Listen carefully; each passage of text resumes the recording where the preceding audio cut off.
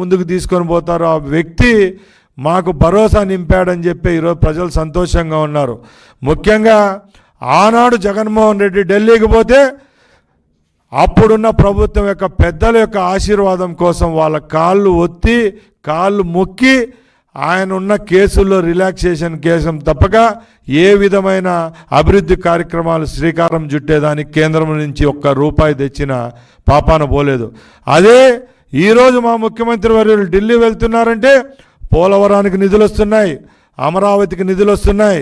ఈరోజు చూడండి నేషనల్ హైవేస్కు మహర్దశ పట్టే రోజు మన రాష్ట్రంలో ముందుందని తెలియజేసుకుంటున్నాం. అలాగే మేము ఒకటే చెప్తున్నాం, ఈరోజు తెలుగుదేశం, బీజేపీ అలాగే జనసేన పార్టీ కూటమిలో ఉన్నాయి. మేము సఖ్యతగా ఉన్నాం. రాబోయే 5 సంవత్సరాల్లో ఈ రాష్ట్రాన్ని ఒక సువర్ణ రాష్ట్రంగా తీర్చిదిద్దేదానికి మా ముఖ్యమంత్రి వాళ్ళు పనిచేస్తున్నారు.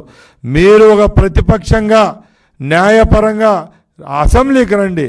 అసెంబ్లీకి వచ్చి నిజాయితీగా ప్రజల పక్షాన మీరు ఉన్నారనిపించుకుంటే ప్రజలకు సంబంధించిన క్వశ్చన్లు అడగాల, అక్కడ ఏమైనా అభివృద్ధి కార్యక్రమాలు కావాలంటే చేయాల తప్పక మేము ఇక్కడ అసెంబ్లీలో 160 చిలుకు ఎమ్మెల్యేలు గెలిచిన వాళ్ళు మేము అసెంబ్లీలో కూర్చొని ఉంటే మీరు ఢిల్లీకి పోయి రిసార్ట్లలో ఢిల్లీలో ఉన్న 5 స్టార్ హోటల్లో సేద తీరుతూ 1 గంట 2 గంటల్లో ఢిల్లీ రోడ్లపై ధర్నాలు చేయడం ఇది న్యాయమా అని మేము అడుగుతున్నా.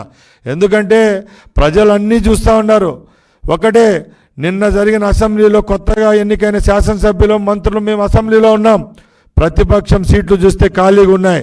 నేను ఒక మంత్రిగా అసెంబ్లీకి పోతే నా డిపార్ట్మెంట్ పరంగా ఒక 3 క్వశ్చన్లు వేసేదానికి 3 వైసీపీ ఎమ్మెల్యేలు నా మీద క్వశ్చన్లు అడిగేదానికి పేరు రాస్తారే కానీ ఆన్సర్ చెప్పేదానికి అక్కడ ఎమ్మెల్యేలే కుర్చీలో కూర్చోలేని దుస్థితి మేము చూస్తూ ఉన్నామంటే ఇది వైసీపీ యొక్క దౌర్భాగ్యమని ప్రజలకు మేము చెప్తున్నా.